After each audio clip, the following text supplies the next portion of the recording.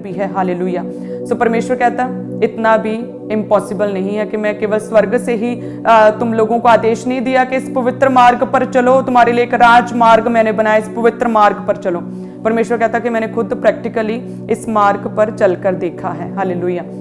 सो अब कलीसियों हमें क्या करना होगा, इस पवित्र मार्ग पर चलने के लिए जो परमेश्वर ने हमारे लिए बनाया, वो पवित्र मार्ग जिस पर पवित्रताई के साथ चलना होगा, उसके लिए पहले हमें अपने आप को प्रिपेयर करना होगा, अपने आप को तैयार करना होगा कि हम उस मरुभूमि में से हैं। भले हम क्लेशों से, शर्मिंदगी से, किसी तरह की घटी से, कमी से, फेलियर से या रिजेक्शन से, या किसी भी तरह के सताव से, नशों से, किसी भी तरह के शैतान के अटैक से होकर जा रहे हैं। लेकिन हे परमेश्वर, हम अपने आप को तैयार करते हैं। सो जिस तरह से हम परमेश्वर के वचन में देखते हैं, निर्गमन की पुस्तक देखेंगे, निर्गमन 13 अध्याय उसके 18 में क्या लिखा है, जिसमें लिखा है कि इसलिए परमेश्वर उनको चक्कर खिलाकर लाल समुद्र के जंगल के मार्ग से ले चला और इजरायली पांति बांधे हुए मिस्र से निकल आए।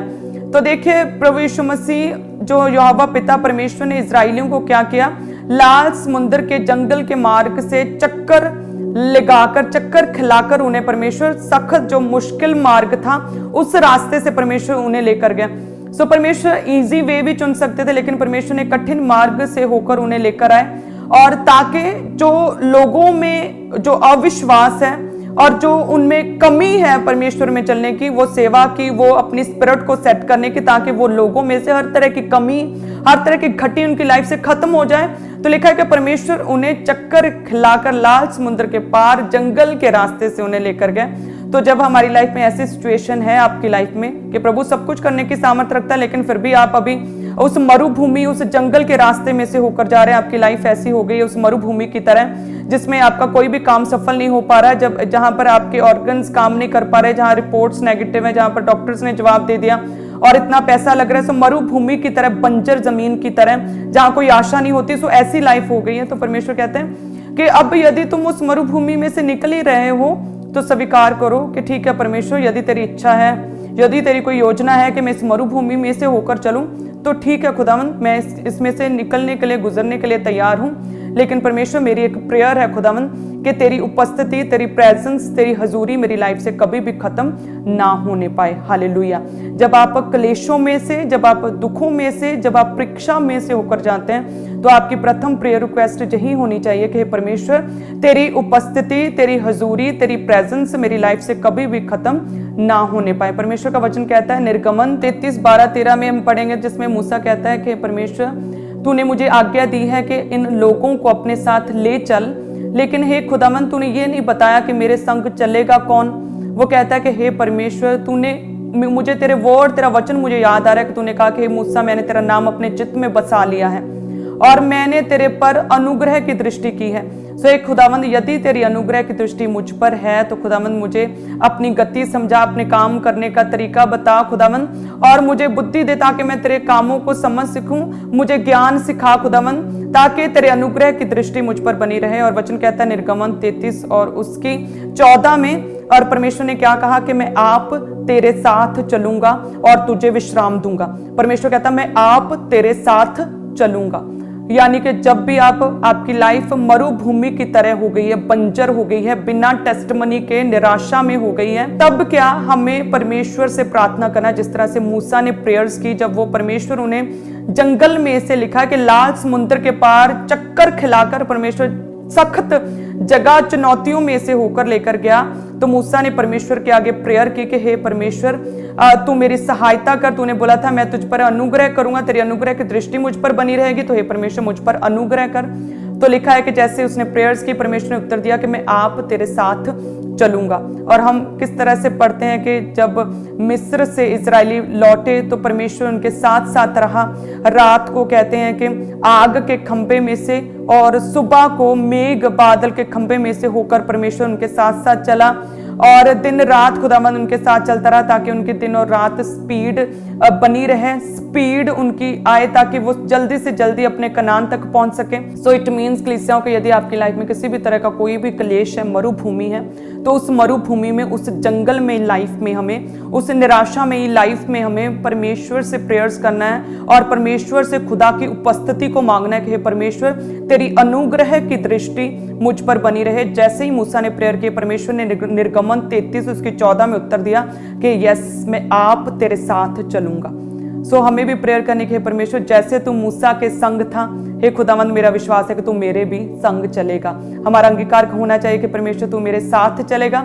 और सेकंड हम कहते हैं कि गिनती 1 अध्याय उसकी 1 में लिखा, जब आप अपनी पुस्तकों में बाइबल में देखोगे कि जो मूसा है उसने क्या किया कि सीने के जंगल में जब परमेश्वर ने इस्राएलियों को मिस्र से बाहर निकालने के दूसरा वर्ष जब हो गया था, दूसरे वर्ष के दूसरे महीने के पहले दिन को वचन कहता है कि मूसा सीने के जंगल में मिलाप वाले तंबू में परमेश्वर से बात करने के लिए गया। सो यानी कि हमें अपनी दुखों में परमेश्वर की उपस्थिति को मांगना है। और मांगना कहाँ पे है? परमेश्वर के पवित्र स्थान में हम परमेश्वर से खुदा की उपस्थिति को, परमेश्वर के फेवर को मांगेंगे। जिस तरह से मूसा ने लिखा, मिलाप वाले तंबू में परमेश्वर के आगे प्रार्थना की, हे परमेश्वर तेरा साथ मेरे साथ बना रहे। परमेश्वर मैं अकेला कुछ नहीं हूँ खुदावंद, मैं तो बोल भी नहीं सकता, मैं तो थत्था हूँ खुदावंद, मुझ में कॉन्फिडेंस नहीं, मैं लीडर नहीं बन सकता। परमेश्वर तेरी उपस्थिति मेरे साथ संग संग चले।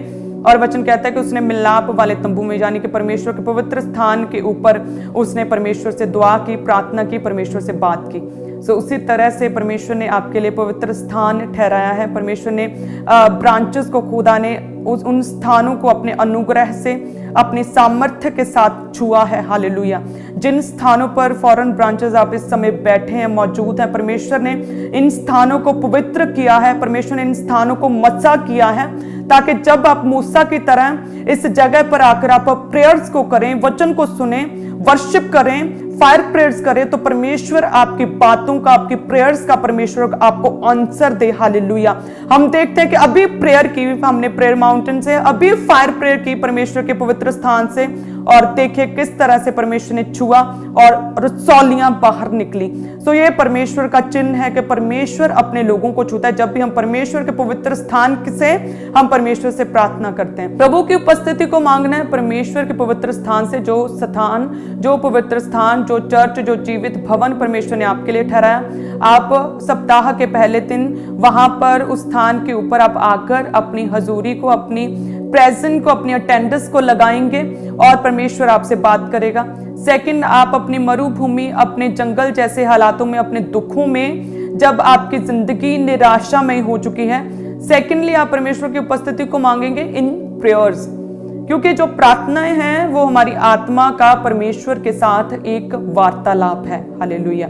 हम परमेश्वर के साथ, हमारी स्पिरिट कनेक्ट होती है प्रेयर्स में, हम परमेश्वर के साथ कम्युनिकेट कर पाते हैं। हालेलुया। हम प्रेयर्स में परमेश्वर के साथ, हमारी आत्मा जो है एक आत्मा बन जाती है, हम प्रभु के साथ बातचीत कर पाते हैं। सो लोग कहते हैं कि परमेश्वर हम कहाँ प्रेयर करें, तो परमेश्वर का वचन कहता है कि अपने द्वार बंद करके कोठरी में जो है दुआ कर। सो परमेश्वर का जो आत्मा है वो भी गुप्त में जो है तुम्हें देखता है, तुम्हारी प्रार्थनाओं को देखता है और तुझे उत्तर देता है। जब तू प्रार्थना करे तो अपनी कोठरी में जा, द्वार बंद कर, और तेरा पिता जो गुप्त में देखता है तुझे क्या देगा? प्रतिफल देगा। सो पर्सनल प्रेयर्स आप लोग अपने घरों में, अपने कमरों में आप अकेले पर्सनल प्रेयर्स करेंगे ताकि आपकी स्पिरिट जो है परमेश्वर के साथ कम्युनिकेट, वार्तालाप कर सके। हालेलुया। और लोग कहते हैं कि हम कब प्रेयर करें? सो परमेश्वर कहता है कि निरंतर प्रार्थना करते रहो। वचन कहता है नित्य प्रार्थना में लगे रहो, हियाब ना छोड़ो। सो वचन कहता है कि यदि तुम्हारी लाइफ में मरुभूमि जैसी सिचुएशन आ चुकी है तो परमेश्वर कहता है कि लगातार कंटिन्यू प्रेयर्स में बने रहो। जिस तरह से लिखा है, दाऊद दिन में 7 बार परमेश्वर की आराधना करता था और 7 बार परमेश्वर की प्रेजेंस में बैठता था, प्रार्थना करता। डैनियल दिन में 3 बार परमेश्वर से प्रार्थना में बैठता था। सो परमेश्वर कहता है कि कंटिन्यू प्रेयर्स में लगे रहो।